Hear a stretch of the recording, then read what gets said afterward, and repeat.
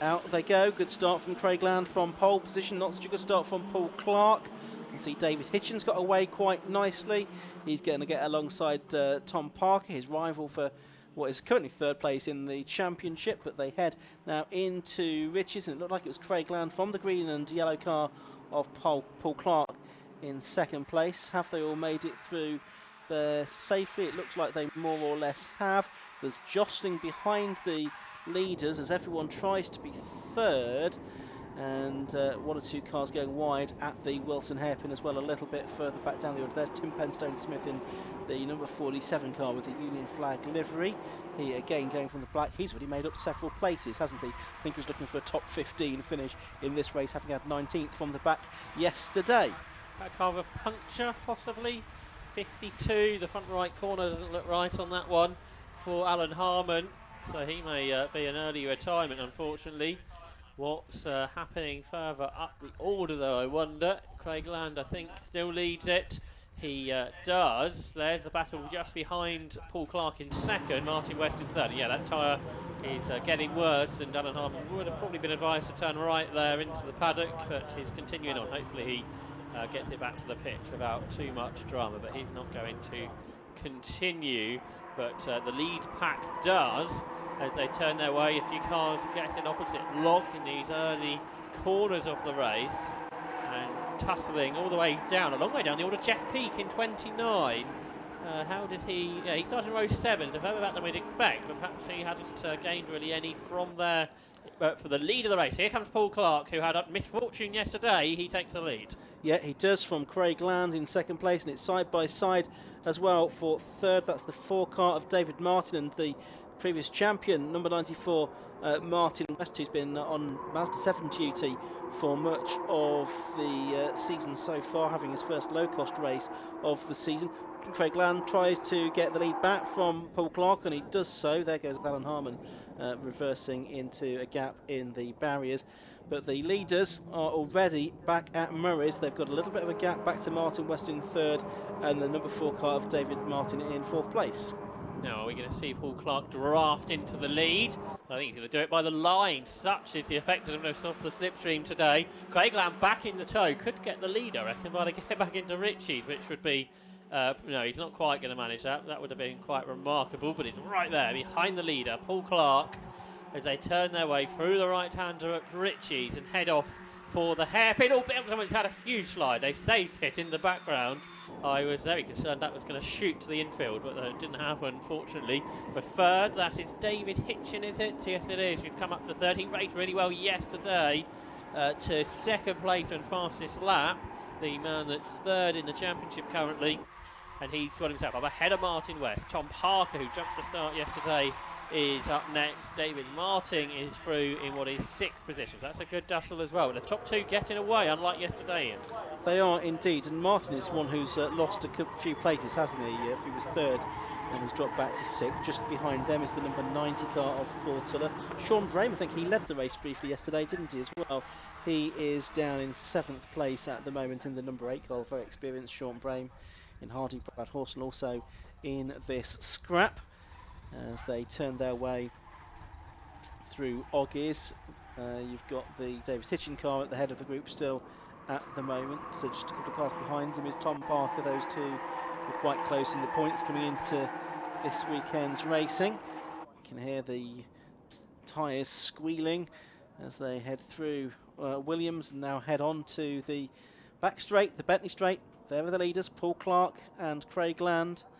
And Land not as close to Paul Clark as he was this time, so possibly he's just playing a waiting game here.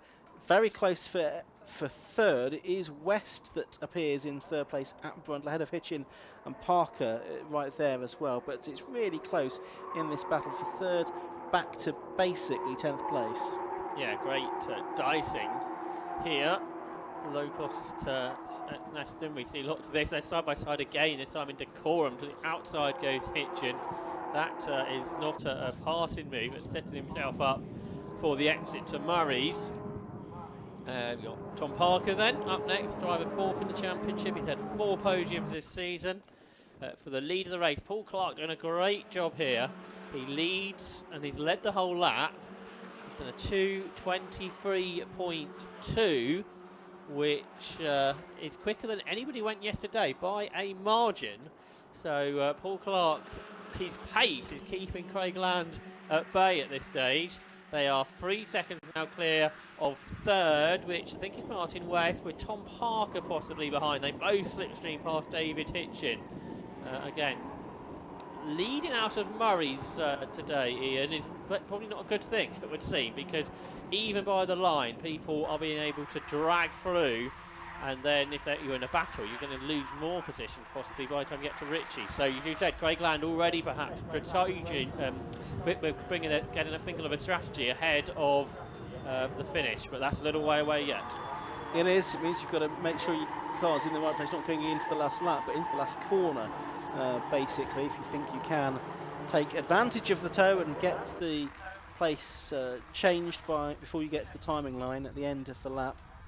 So here's the fight for third. Martin West and Tom Parker there in the 79 car. We've had a car that's gone off there. Briefly, was that Jeff Peake, I wonder, that had the moment? He was only 18th at the start of the lap. So Jeff Peake, who he's had many podiums in the past in Locost. I think he might have won some races at times. This race is really not going to plan. So David Hitchin now at the back of this group in 5th place is behind his points rival Tom Parker. Someone's gone off in the background, you could see there, and kicked up the dust. There you can see an illustration of the gap from the two leaders to third, Paul Clark and Craig Land. You do sense that Craig Land is more or less just following Paul Clark around at this stage. As locked up there is Martin West as he tries to keep Tom Parker at bay. He's then sideways on the exit of Nelson. That allows Parker to get alongside him. And Hitchin's also going to try and buy into this as well, but he's a little bit too far back to make it work. But Tom Parker does go third there as they head into Coram and then on towards Murray's. They're coming through to complete lap 3, so probably 4 more laps to go at the end of this one. Yeah, so this is where we know the tow is very effective. So Craig Land may not have an option but to go past Paul Clark, and that is the case. If that was the last lap, he wasn't quite there at the line. And he will claim the lead and into Ritchie's. If we look back, for third place, Tom Parker has made the move, I think, on Martin West, and has got himself to the front of the chasing pack, which are lapping slower than the leaders. So because the leaders aren't battling at this stage, they are just slipstreaming out for each other around this second pack, which now sees Martin West at the front of it once more, as they change positions again. There's Parker. On the right-hand line, the 24-year-old from West Yorkshire. You've got David Hitchin in there as well, the former Clio racer. David Martin, Sean Brame, Tortola as well at the back of the pack, who's been having a pretty good season. Tortola, who's better, so it's been a 6th this year, but for the lead, Paul Clark reclaims that position. That's into Agostini. So he doesn't fancy sitting behind for as long as Craig Land was of him over the last 2 laps. And Craig Land didn't seem to defend particularly hard there to try and keep Paul Clark at bay, knowing that there's still 3.5 laps of this race left to go. So the leaders turn their way through Oggies. Clark ahead of the TSR car of Craig Land, and then on towards Williams, and then along the Bentley Straight where they've got the wind behind them. Just checking, yep, that's still the case. And then down to Brundle and Nelson. Behind them, you've got, I think, is it still Tom Parker in third? Well, there's a problem there for number 72, which is Alex Artis. So Alex Artis seems to have a bit of a problem there. Oh, and Tim Penstone-Smith out of the race by the looks of it, I'm afraid. Pulling into retirement, or is he trying to get back into the race? Who knows? But either way, it's not gone to plan for Tim Penstone-Smith. Right, we're back with the fight for third. And Sean Brame is pulling his way up that pack, isn't he? Because he was, I think, 8th earlier, 7th at the start of the lap, was 5th as he's just gone past David Hitchin there at the end of the straight. But it's Martin West who leads the pack down into the final bend, where Tom Parker hops over the curbs a little bit.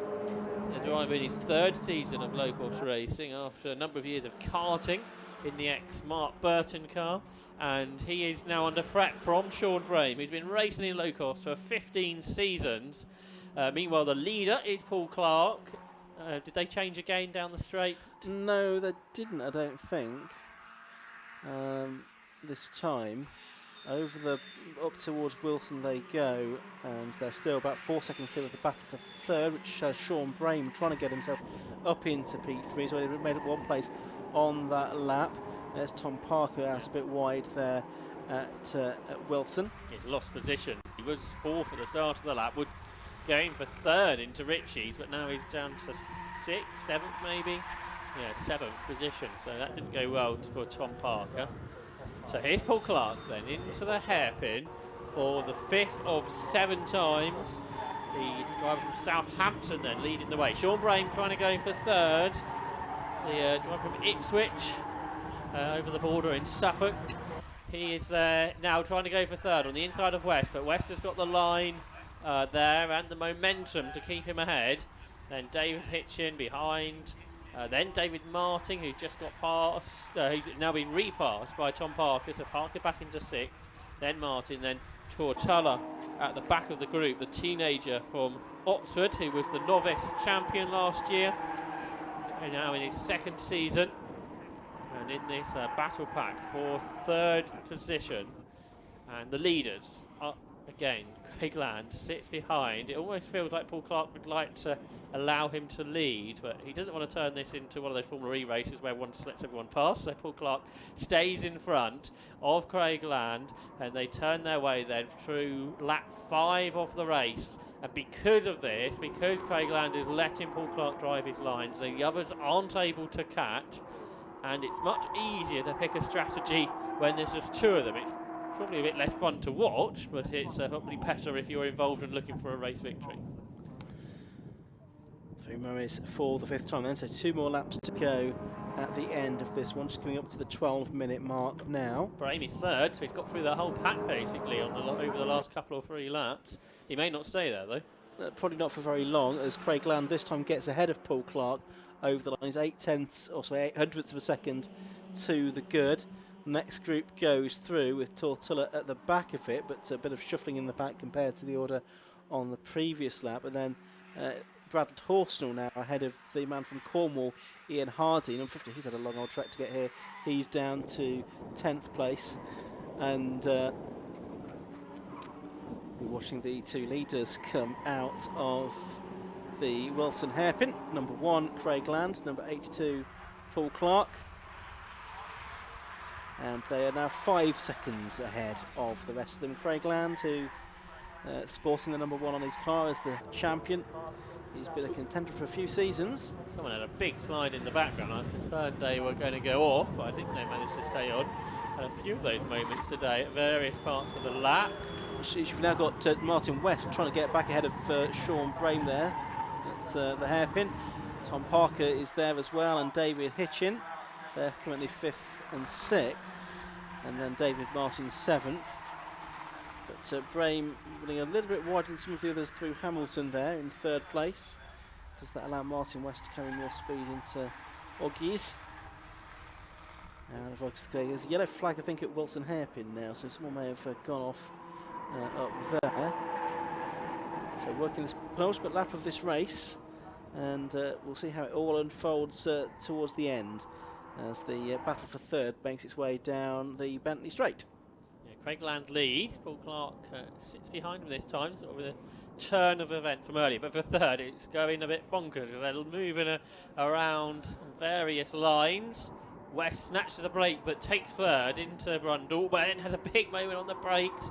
Through Brundle is very quick, then you have to desperately get the car slowed down, go down a gear, turn right into Nelson, as they've done, but that is where West got sideways. He's held on to his 3rd position for now. He won't stay there for many more bends, you wouldn't think. Before much longer, the tow will come back into effect, and those behind will be able to reclaim their positions. But with 1 lap to go, Craig Land and Paul Clark begin the lap at absolutely side by side with Land nosing ahead, but it all starts to get rather important up front now onto the last lap. Equally for third, it's going to be any of them into turn one. They're probably going to be four abreast behind the top two who we watch on the pictures. And actually for third, it's a little bit more to take than I thought it might be. There is a car off the road, is there not? That's Angus Goff, yes, number 17, who looks very fed up with life. Is that the barriers at Wilson? Yeah, well, that's... How do you get there? I don't know, but that's why we saw the yellow flag, didn't we, a moment or two ago. Anyway, third place battle going on here. There's about 5 or 6 cars involved. It's Sean Brame no longer at the front of it. He was at the start of the lap. He's behind Tom Parker now. But here are the two leads, and it's going to be Craigland, and he's not necessarily where he wanted to be at this point in the race, I don't think. He's ahead of Paul Clark. Paul Clark, who has he had a win in Locost yet? I don't think he has, no. So he is looking for his first win in the category after a weekend that's been a bit mixed in terms of reliability in the Clio as well. So he'd like to have something to come away from the weekend with. I'm sure if he wins it, all that will be forgotten. I'm sure it will, but there's a bit of a way to go. As going wide there was wider there was the race leader Craigland. Not so wide it's caused him a problem, and actually it seems that Clark's lost ground. Yeah, a lot of ground too, so that may have just been enough. The amount of speed Craigland was able to carry through Uggies, and that might be enough. Maybe we'll see. Well, third position, there's certainly not a big enough gap at all, because they're all together, but Paul Clark, I don't think he's quite going to manage it, is he? He's not close enough. Second's going to be a great result, though. It has to be said, but that win was on the cards, I think. But it's gone away on this final lap. So for Craigland, it's another win. It's another step, a bit wide. It's another step closer to the championship. He stayed on the road just about there. He knows he has to carry the speed through the corners, but it would seem, Ian, has done enough as long as he gets through the final corner without too much of a mistake. Yeah, certainly does, and he has done so, and he's got enough of a gap not to be too worried about Paul Clark behind him. So up to the line he comes, another win for Craigland, as you said, another step closer to the Yokohama Locost Championship. He finishes a few lengths ahead of Paul Clark in the end, but who is going to be third? It's going to be side by side up to the line, and it's going to be Sean Brame that just drags his way past Tom Parker to claim third place in the end. So a podium for Sean Brame.